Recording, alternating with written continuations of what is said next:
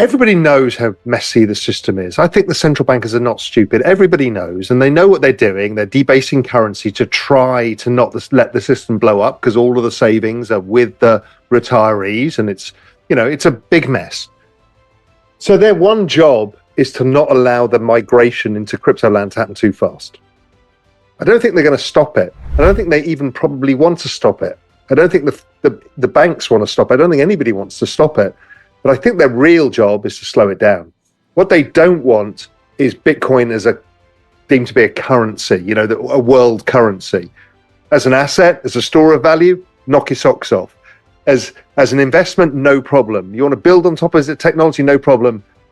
Just don't think of it as a world currency because that threatens the overall system. Bitcoin's journey has been nothing short of remarkable, with its price soaring to unprecedented heights, recently surpassing its previous all-time highs. This surge, however, has not been without its pitfalls, as evidenced by a subsequent 10% drop, showcasing the volatile nature of the cryptocurrency market. In a recent podcast, Real Vision CEO Raoul and Chief Crypto Analyst Jamie Coutts discussed their predictions and concerns regarding the cryptocurrency market cycle, particularly focusing on Bitcoin's price movement. Raoul also discusses the actions and motivations of central bankers regarding cryptocurrency, particularly Bitcoin. He suggests that central bankers are aware of the shortcomings of the traditional financial system and are intentionally debasing the currency to prevent its collapse. Pal believes that central bankers, while not necessarily wanting to stop the adoption of cryptocurrencies outright, aim to slow down the process. They may not want Bitcoin to be considered a currency that threatens the established financial order. Instead, they might prefer it to be viewed as an asset, store of value, or investment. This distinction is important to them because they perceive Bitcoin's potential as a global currency as a threat to their control over monetary policy. We will now bring you clips from the discussion. As we do, please take a moment to give us a like, subscribe to the channel, and turn on post notifications for more similar videos. We hope you enjoy it. I just think of them as throttling it. I think all of us are laughing at the SEC trying to now call Ether security. I think it's just a delay tactic as ever. Just slow it down. One thing that makes me laugh, Jamie, is the more that they try and constrict it or slow it down, whatever, right? The more the space gets ridiculous.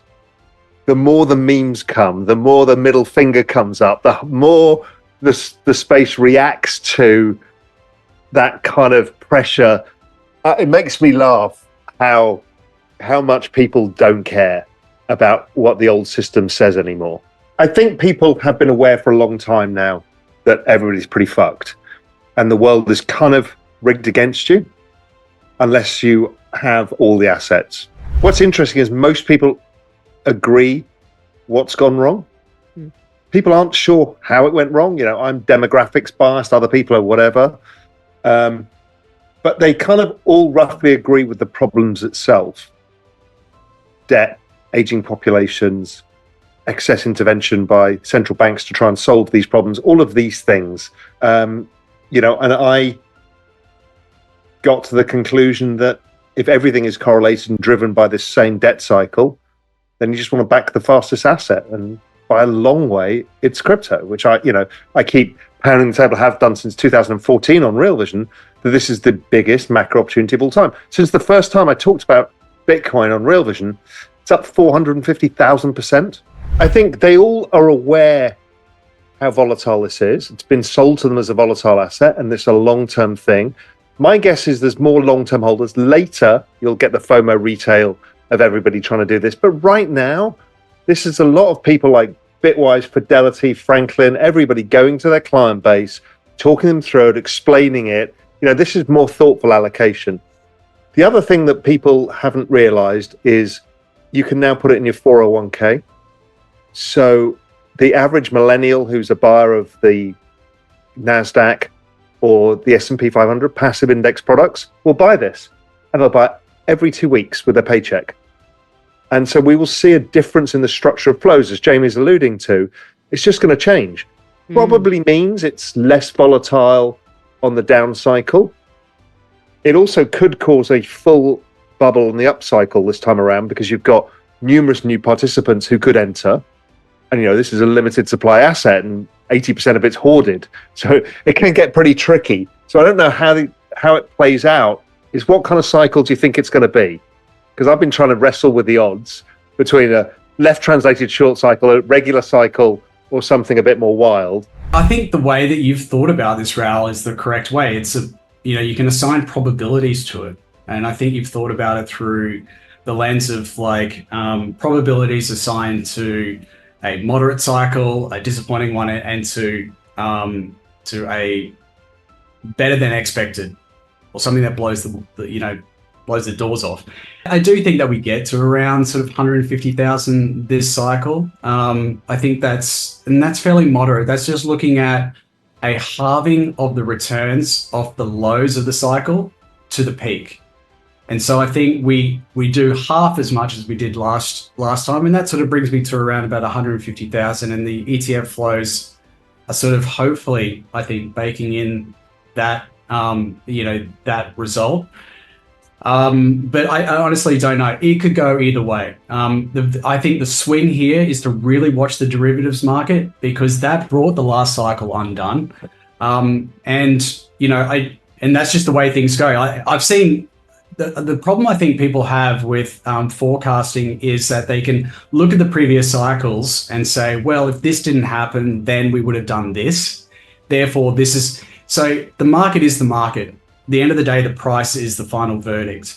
So I just look at the last price and not take out any of the sort of events that happened during that cycle, whether it was a China ban, the liquidity cycle, whatever it is. Look at it and think about actually what that means for future cycles. I do believe we get a moderation, so I'm not in the camp of the 250,000, but I'm with you, Raoul. There's a probability that it will. Yeah, it's the one that scares me is the short cycle. The kind of slightly stunted. I think that was the last cycle was like that. And I think we all have PTSD, so we can deal with that one. If they take away the punch bowl a bit early, we can kind of deal with it because most people are sort of expecting it. A relatively normal cycle, I think people are fine with. My fear is the 2013 double pump. That's terrifying. Because that was a 45% correction mid bull market. Everybody thought it peaked because it had already done 10x or 20x or 30x, whatever the stupid number was. And then it did like another 20x from that point. It was a V, wasn't it? I mean, it didn't even bottom out. It didn't even sort of flatline out. So it was wicked. And that was a time when inflation, like the protocol inflation, was extremely high. Right, so that was first cycle. After the first halving. So we still had it. I don't know what that meant in terms of inflation rate, but it was like high single digits or maybe even double digits at that time. Yet it was able to do that kind of thing. But it was early, so it was. Who knows? That's the one that scares me. In 2013, the cryptocurrency market witnessed a significant surge in prices, followed by a sharp correction. This period, often referred to as the 2013 Bitcoin bubble, saw Bitcoin's price rising dramatically from around $13 in January to over $1,000 in November, representing an unprecedented increase. However, this surge was followed by a rapid decline, with Bitcoin's price dropping by more than 50% in a matter of days, leading to widespread market volatility and investor anxiety. Raoul Pal's reference to the events of 2013 suggests caution towards the potential for similar market dynamics to happen again this time around. He describes this cycle as having a double pump scenario, involving a significant correction mid-bull market, causing concerns even though the market eventually continued its upward trend. As Pal said, such scenarios can be terrifying for investors, especially if they occur unexpectedly or during a period of high inflation. Let us now go back to the discussion as Jamie Coutts shares his expert analysis on the Bitcoin ETFs.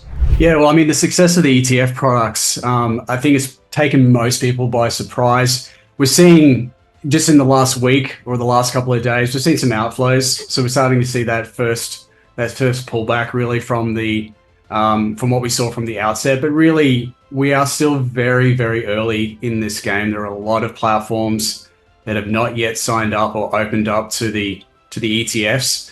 So I think this will be, a drip feed into the market over, many, many years. But Bitcoin is still going to be subject, and crypto is still going to be subject to the same cycles that we've seen before. So the real big question now in regards to the ETFs is, what about Ethereum? And so obviously we've got an SEC that is still outwardly against the idea of an Ethereum ETF, which is just bananas when you think about it. Like, they've approved an Ethereum futures ETF. So they, I mean, if that's the case, then what they've done is effectively illegal by approving that product in the first place. You've got all of the emails that came out from the previous chairman, which clearly stated that amongst all the SEC officials at that time, they didn't believe that Ethereum was a security. So it's confusing to the market. And I think this is really just the last gasping breaths of a system or a institution that is beholden to certain interests that are not aligned with the future, not aligned with the productivity and the innovation that's required to dig the country and to dig every nation state out of the hole that's been created over the last, multi-decade period. And so I think we're starting to see, one of the best indicators for the change in sentiment that we're seeing globally is really what's happening just in the US presidential election cycle this time around. Like, in 2020, Raoul, do you remember anyone suggesting, without being laughed out of the room, that it would become a presidential issue or a policy platform of any of the presidential candidates? It was not even remotely on the radar.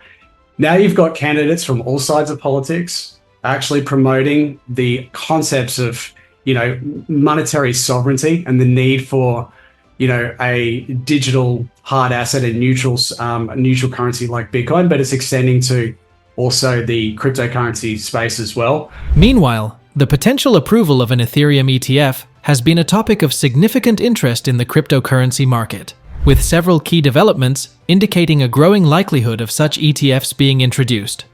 Standard Chartered has projected that Ethereum ETFs could be approved by May 23, 2024, which is the final deadline for the first wave of applications. This follows the SEC's prior approval of over 10 spot Bitcoin ETFs in early 2024, a decision that significantly impacted the cryptocurrency market, especially Bitcoin's price. The SEC has not definitively classified Ethereum as a security in other contexts, which could influence the approval process for an Ethereum ETF. The presence of a regulated ETH futures contract on the Chicago Mercantile Exchange further supports the case for an ETF. However, there's no guarantee of approval. Ethereum is also expected to undergo upgrades focused on scalability, speed, and security in the first quarter of 2024, potentially influencing its market position and the outcome of the ETF approval process. Commissioner Hester Peirce of the SEC, often referred to as Crypto Mom, has hinted at a possible shift towards a more inclusive attitude towards cryptocurrency ETFs, beyond just Bitcoin. She emphasized a consistent framework for ETF approvals, regardless of whether the underlying asset is classified as a security. This development is underscored by increasing activity in Ethereum's derivatives market, reflecting growing investor interest in its potential as an ETF.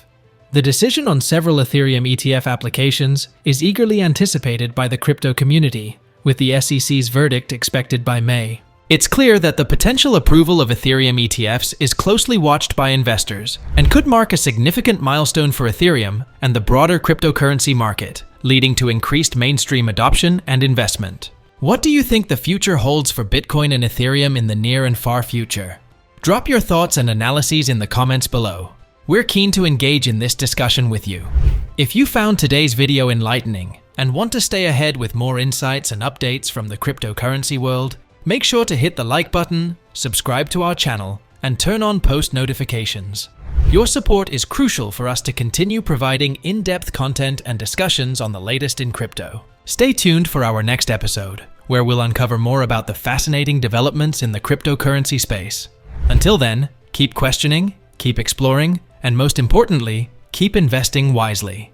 Thank you for watching, and we'll see you in the next video.